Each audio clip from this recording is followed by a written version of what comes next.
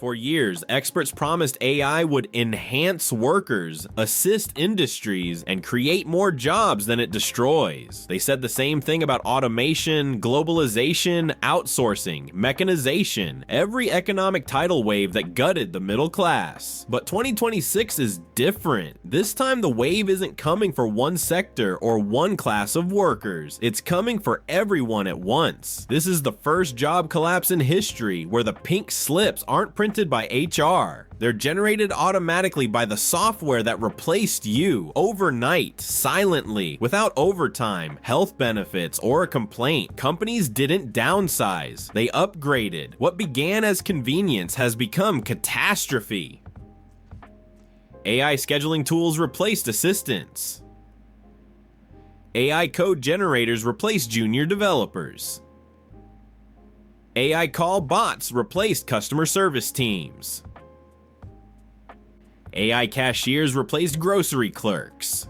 AI fraud systems replaced analysts. AI content engines replaced entire creative departments. And it all happened faster than the government, the workforce, and even the companies themselves could comprehend. This isn't the future of work. This is the future without work. The biggest job collapse ever recorded, triggered by machines that don't sleep, don't strike, don't ask for raises, and don't stop learning. America is entering an era where millions aren't unemployed because they failed. They're unemployed because they've been outpaced. 1. The white-collar meltdown, when AI replaced the office overnight.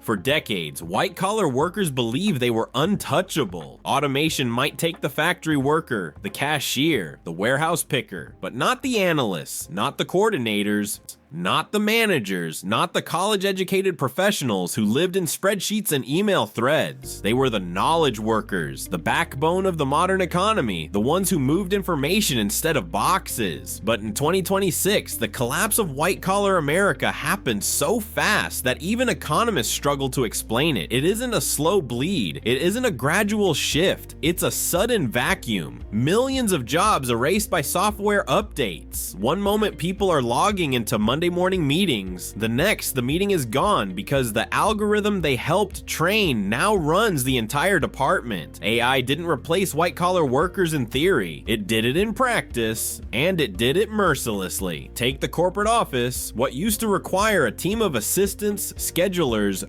and coordinators now takes one AI platform that handles calendars, emails, travel logistics, and reports in seconds. HR departments shrink as AI screens resumes, conducts first-round interviews, issues onboarding packets, manages payroll, and even drafts performance reviews. Finance teams vanish as AI systems generate quarterly reports, forecast trends, detect fraud, reconcile accounts, and prepare compliance documents before human accountants even pour their first coffee. Marketing departments, once bloated with strategists, writers, managers, interns, shrink to skeleton crews. Why hire 10 people to brainstorm campaigns when an AI can draft the copy, design the visuals, analyze the engagement data, build the landing page, and push it live before lunch? Legal assistants are replaced by models that can scan contracts in milliseconds.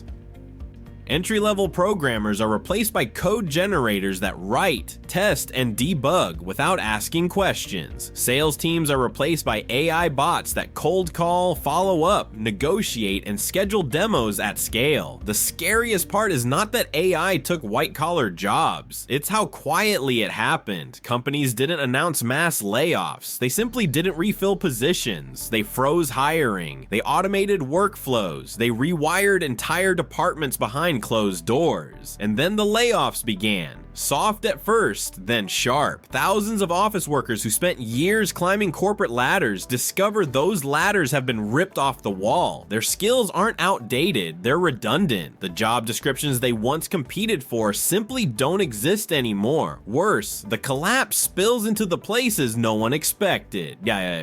Cities built around corporate campuses start to hollow out. Office towers sit half empty. Coffee shops close. Lunch spots close. Dry cleaners close. Commutes shrink. Tax bases shrink with them. White-collar workers don't just lose jobs. They lose the entire ecosystem that defined their lives. And they face a brutal reality. The jobs they lost aren't coming back. AI doesn't retire. It doesn't demand raises. It doesn't unionize. It just keeps learning faster than any displaced worker can retrain. For the first time in American history, a college degree no longer guarantees opportunity. It guarantees competition against a machine that can do the same job for a fraction of the cost. The collapse has begun in the offices. Next, it will hit the industries people believed were automation-proof, the physical jobs that were supposed to be safe.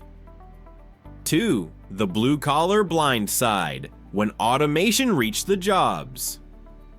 No one thought could be automated for years. People comforted themselves with a simple myth. Robots will take office jobs, but blue-collar work is safe. You can't automate plumbers, truckers, electricians, cooks, warehouse workers. It sounded reasonable. Hands-on jobs, physical jobs, jobs tied to tools, muscle, instinct, improvisation, the very things machines weren't supposed to do. But 2026 blows that myth apart. The machines didn't come slowly. They didn't creep into factories and warehouses with caution. They arrived with the force of a tidal wave.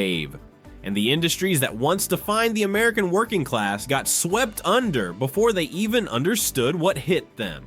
Start with trucking, the backbone of the national supply chain. For years, companies promised autonomous driving was 5 to 10 years away. It wasn't. Seemingly overnight, logistics giants deploy AI-driven trucking convoys on major interstate routes. Human drivers are kept only for final mile deliveries, but even those roles shrink as automated hubs handle routing, docking, unloading, and scheduling without a single person touching a clipboard. Tens of thousands of drivers wake up to discover that their routes have been reassigned to software. Then come the warehouses, already automated, now fully mechanized. Robots sort, stack, fetch, scan, palletize, pack, and move with precision humans can't match.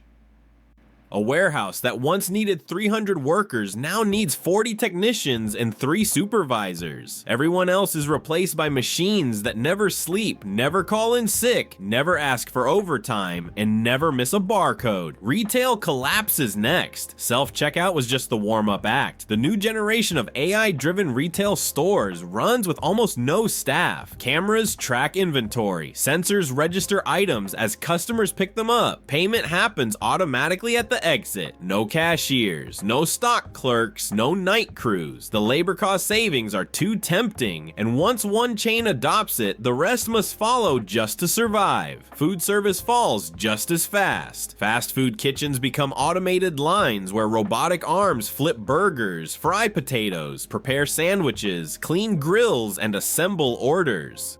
One human oversees a kitchen that once employed 15 people. Order kiosks and AI drive-through systems replace cashiers and headset workers. The jobs that once offered teenagers, single parents, seniors, and anyone needing a second chance a foothold into the workforce vanish before their eyes. Even the trades, the last bastion of hands-on work, start to feel tremors. AI diagnostic tools handle tasks electricians once performed manually. Construction sites deploy robotic bricklayers and automated surveying drones. Maintenance work gets handled by machines that can diagnose, repair, and optimize equipment faster than seasoned technicians. Blue-collar workers aren't replaced because they failed. They're replaced because companies discovered a new truth. Machines don't vote, don't rest, don't negotiate, and don't quit.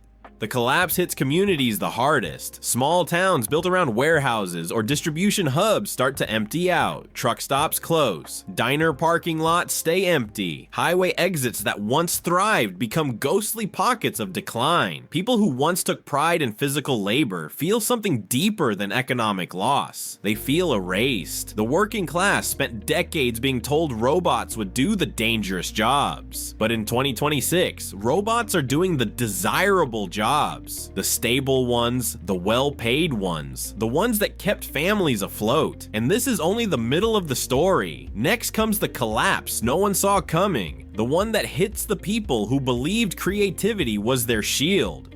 3. The creative class collapse. When AI started doing the work people thought was untouchable.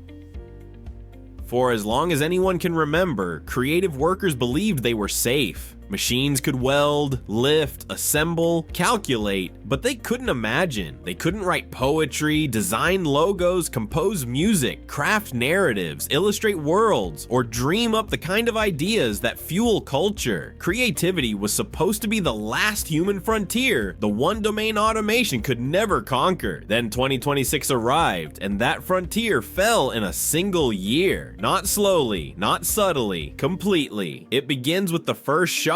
AI tools that can draft marketing campaigns, write scripts, generate illustrations, design websites, create animations, record voiceovers, and produce entire video concepts in minutes. At first, creative teams use the tools the way workers once used calculators, assistants, shortcuts, helpers, but companies notice something uncomfortable. The AI doesn't just help, it outperforms entire departments. It works faster, cheaper, and at a scale human creativity simply cannot match. So the layoffs begin. First the freelancers, then the junior designers, then the writers' rooms, then the mid-level creatives, then entire departments once considered essential: photography, copywriting, branding, content creation, editing, social media, all replaced by engines that can make unlimited variations without breaks, without paychecks, without limits. The collapse spreads faster than any economic trend in modern history. Magazines replace staff writers with AI news feeds. Advertising agencies cut creative teams in half. Film studios quietly downsize concept art crews. TikTok agencies run campaigns generated entirely by automated idea machines. Even influencers outsource their captions and scripts without acknowledging the shift. And the most heartbreaking irony, AI learned from the very people it replaced, scraping their work, absorbing their styles, internalizing their voice, and then spitting out perfect imitations in seconds. Creatives aren't just losing their jobs, they're losing to their own shadows. Artists watch as clients choose cheaper AI renderings. Designers watch as companies use automated branding kits instead of hiring professionals. Writers watch as their style gets replicated by an algorithm that costs $19 a month. Musicians watch as AI-generated albums go viral while human artists struggle to break even. Photographers watch as image models create scenes that would cost thousands to shoot in real life. The emotional toll is worse than the financial one. Creativity isn't just labor, it's identity, it's pride, it's expression. When AI automates a warehouse, people lose income. When it automates art, people lose themselves. And still, the collapse accelerates. Schools push digital media programs while graduates discover the market they were trained for no longer exists. Creative hubs, Los Angeles, New York, Atlanta, Portland, start to feel the air leak out. Agencies shrink, studios shrink, the freelance ecosystem evaporates. People with talent, vision, and years of experience find themselves competing not with each other, but with software that outputs infinite samples overnight. This wasn't supposed to happen. Creativity was the last human stronghold, the place machines weren't supposed to reach. But in 2026, machines don't need to paint like Picasso or write like Hemingway. They just need to be good enough to replace your job title. The creative class collapses not because it became less valuable, but because corporations realized imagination could be automated too. And once creativity becomes a commodity, the people behind it become expendable. And now the fallout spreads everywhere at once. Because when millions of white-collar workers, blue-collar workers, and creative workers all fall out of the economy at the same time, what comes next isn't a recession, it's something far darker. 4. The economic fallout. When millions have no jobs, no path back, and no plan B. The collapse doesn't feel like a movie. It doesn't arrive with chaos in the streets or sudden riots or apocalyptic headlines. It happens the same way all national crises happen now. Slowly, quietly, algorithmically. One day, a few thousand people lose their jobs, then a few 100,000, then a few million, and the economy already stretched thin by inflation, debt, and stagnation simply can't absorb them. By 2026, the United States enters a new kind of downturn. Not a recession, not a depression, but something modern and monstrous. An economy where work itself is vanishing. The job market doesn't tighten, it dissolves. The unemployment numbers don't spike dramatically because people fall off the rolls altogether, disappearing into categories economists use when they'd rather not admit the truth. Discouraged workers, out of the labor force, seeking opportunities, retraining, labels that soften the blow but don't change the reality. Millions of people are not unemployed, they are unneeded. Cities feel it first. Tech hubs like San Francisco and Seattle begin to hollow out. Office buildings, already half empty from remote work, go dark floor by floor as companies cut staff they no longer require. The coffee shops that relied on office workers close. The lunch spots shut down. Commute traffic drops, which sounds good until you realize it's not efficiency, it's absence. Entire urban ecosystems collapse when the workers vanish. Then the suburbs get hit.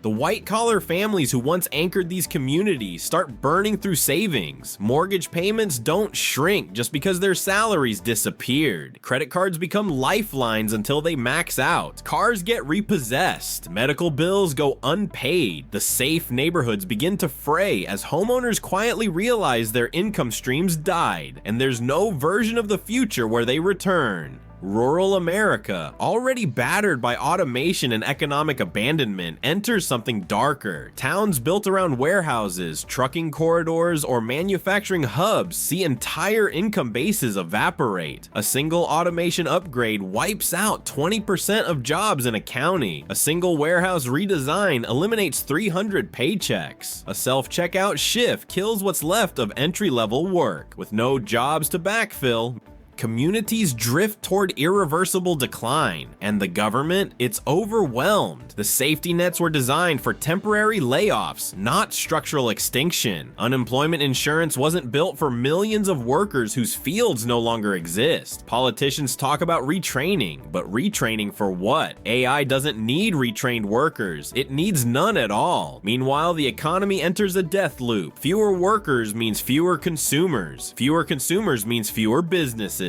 Fewer businesses means fewer jobs. Fewer jobs means fewer taxes. Fewer taxes means broken schools, understaffed hospitals, crumbling infrastructure, bankrupt cities. The feedback loop tightens until even the wealthiest feel the tremors. In previous recessions, people could pivot, find another job, switch industries, rebuild.